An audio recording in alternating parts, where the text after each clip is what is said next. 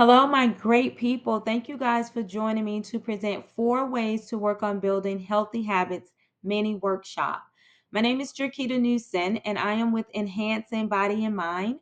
I am a certified holistic health practitioner, life coach, and anger management specialist. I graduated from Middle Tennessee State University with a bachelor degree in liberal studies, concentration in social work, and health.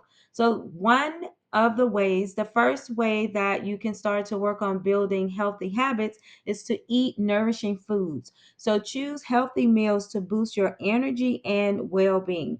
Now, some examples could be swapping out processed snacks for whole fruits. You can add green vegetables, choose lean proteins or plant proteins.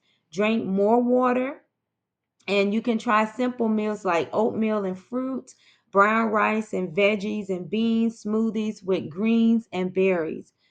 Going into the second way is to try to stay active. So you want to try to stay active. Move your body daily to stay strong and energized. Some examples could be you can walk for 10 to 20 minutes. You can do some yoga, some stretching at home.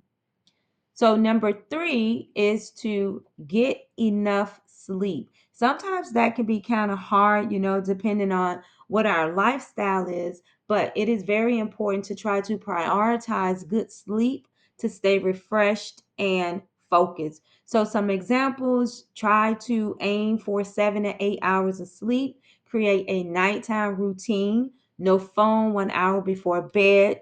You can drink tea like herbal teas, dim lights, lower the noise. And the last one is to practice self care.